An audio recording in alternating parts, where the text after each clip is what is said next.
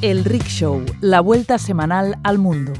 Bienvenidos y bienvenidas a una nueva entrega del Rickshow. Hoy es sábado 31 de enero, os habla Javier Sánchez.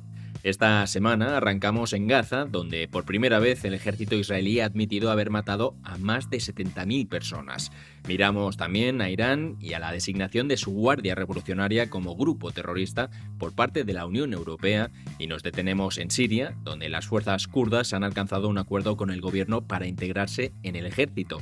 La fotografía de la semana recoge la celebración del acuerdo para la regularización extraordinaria de personas migrantes en España y hacemos paradas también en lo ocurrido en Estados Unidos, la India, Venezuela y Francia.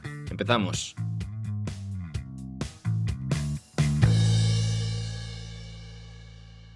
El recorrido. Por primera vez, el ejército israelí ha reconocido haber acabado con la vida de cerca de 70.000 personas en su ofensiva en Gaza.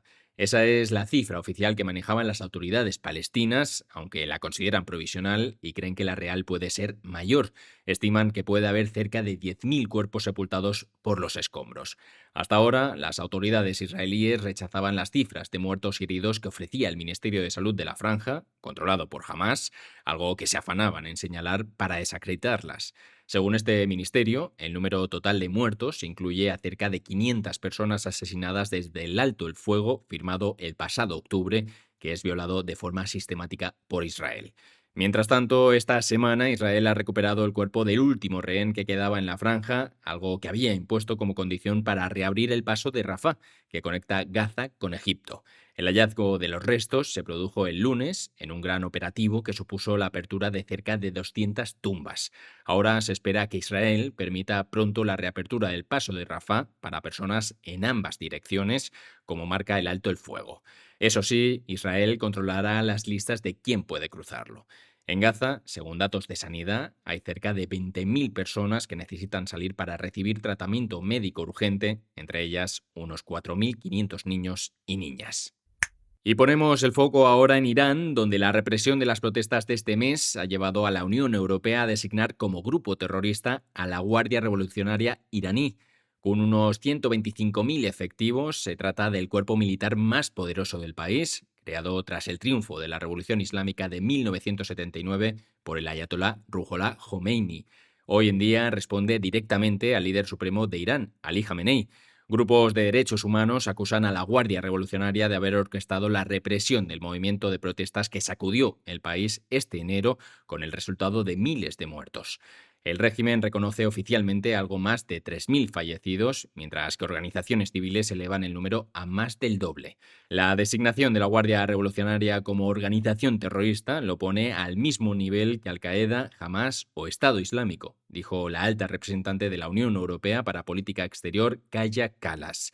Aunque la medida tendrá pocos efectos prácticos, supone uno de los movimientos más contundentes de Bruselas hacia el régimen de los ayatolás. Irán condenó la decisión y advirtió de que puede tener consecuencias peligrosas. En los últimos días, Donald Trump ha hecho sonar los tambores de guerra contra el régimen. El presidente de Estados Unidos dijo que una enorme flota se dirige hacia Irán, encabezada por el portaaviones Abraham Lincoln, aunque al mismo tiempo indicó que ha mantenido y seguirá manteniendo conversaciones con Teherán sin ofrecer más detalles. En las últimas semanas, Trump ha vinculado un posible ataque a Irán con la represión y violencia contra los manifestantes, pero esta semana se refirió también al programa nuclear iraní y exigió que el régimen se siente a negociar sobre su fin. Y de Irán pasamos a Siria. Las fuerzas democráticas sirias, milicia liderada por fuerzas kurdas, han alcanzado un amplio acuerdo con el gobierno de Damasco que contempla, entre otras cosas, su integración gradual en el ejército sirio. Un comunicado emitido el viernes por las fuerzas democráticas sirias detalla que este pacto, confirmado también por las autoridades sirias, se ha producido en el marco del alto el fuego alcanzado la última semana. El acuerdo contempla la formación de una división del ejército integrada por 3 brigadas de las fuerzas democráticas sirias. Las instituciones civiles, dirigidas por kurdos en el noreste del país, se integrarán, a su vez, en las estructuras estatales de Siria de forma inmediata, según apuntan fuentes oficiales sirias. Este acuerdo se produce después de semanas de enfrentamientos entre las fuerzas democráticas sirias y el ejército sirio, que a principios de año lanzó una gran ofensiva militar contra territorios del norte y el este del país, controlados por la milicia. En esta región, las fuerzas lideradas por kurdos y respaldadas por Estados Unidos, habían establecido una administración civil con un alto grado de autonomía que gobernó la zona durante más de una década. Tras la caída de Bashar al-Assad en diciembre de 2024, el nuevo gobierno de Ahmed al-Shara entabló conversaciones sobre cómo integrar esta zona en la nueva estructura estatal siria, pero en los últimos meses se habían estancado. La ofensiva lanzada en enero, que ha incluido la conquista por parte del ejército sirio de ciudades tan emblemáticas como Raqqa, la antigua capital de Estado Islámico, logró capturar amplias zonas bajo control kurdo. A eso se sumó la retirada del apoyo de Washington a las fuerzas democráticas sirias, que habían tenido un papel clave a la hora de combatir a Estado Islámico en Siria. Ahora, el futuro de la llamada Administración Autónoma del Norte y Este de Siria, también conocida como Rojava, está en el aire. La imagen. La fotografía de la semana de Alberto Ortega recoge un momento de celebración durante el acto titulado Regularización son derechos, este lunes, tras el anuncio de que el gobierno aprobará una regularización extraordinaria de personas migrantes. Se estima que el decreto que contempla la medida permitirá regularizar la situación de cerca de 500.000 de personas que deben acreditar estar en España antes del 31 de diciembre de 2025 y demuestren 5 meses de residencia. Esta medida extraordinaria busca terminar con el limbo administrativo en el que se encontraban miles de personas. El objetivo, según fuentes del gobierno, es garantizar derechos y dar seguridad jurídica a una realidad social existente. La medida ha sido celebrada por el movimiento Regularización Ya, que durante 6 años de movilización impulsaron una iniciativa legislativa popular que fue respaldada por más de 700.000 firmas. El gobierno ha subrayado que la regularización retoma el mandato de esa iniciativa, que fue respaldada por una amplia mayoría parlamentaria.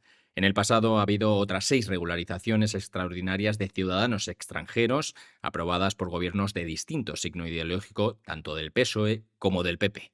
Otras claves. El llamado zar fronterizo de Donald Trump, Tom Hogan, designado al frente de la operación antiinmigración en Minnesota, ha anunciado un plan para reducir el número de agentes del ICE en este estado. Lo ha hecho en medio de la grave crisis abierta por el asesinato a manos del ICE de 2 ciudadanos estadounidenses, René Good y Alex Pretty, que desató una oleada de protestas y movilizaciones masivas. Hogan, enviado por Trump a Minnesota tras la muerte de Pretty para tratar de encauzar la situación, ha condicionado, eso sí, la reducción de efectivos del ICE a la cooperación de las autoridades estatales y locales. Las protestas ciudadanas por la brutalidad del ICE y sus redadas indiscriminadas se han extendido en el estado y en todo el país. Y en otro orden de cosas, la presidenta de la Comisión Europea, Ursula von der Leyen, ha descrito el acuerdo comercial alcanzado esta semana por la Unión Europea y la India como la madre de todos los acuerdos.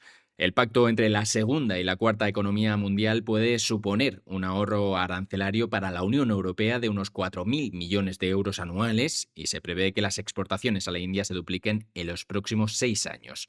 El acuerdo se ha cerrado después de 18 años de negociaciones intermitentes y deja fuera sectores agrícolas considerados sensibles. Y nos vamos ahora a Venezuela. La presidenta Delcy Rodríguez firmó esta semana una ley aprobada por la Asamblea que supone la liberalización del sector petrolero del país en un giro de la política chavista de las 2 últimas décadas. La reforma de la Ley de Industria Energética de 2001 fue aprobada menos de un mes después del derrocamiento de Nicolás Maduro en el ataque estadounidense del pasado 3 de enero. Hasta ahora, la producción del petróleo venezolano había estado en manos del Estado o de empresas en las que éste participaba de forma mayoritaria. En paralelo, Washington ha empezado a flexibilizar sus sanciones al petróleo venezolano.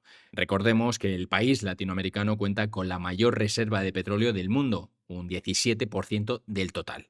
Para saber más sobre el interés de Estados Unidos en el petróleo venezolano, te recomendamos que leas una pieza que publicamos recientemente en 5W sobre el valor estratégico de este recurso para Washington. La tienes disponible en la web de 5W.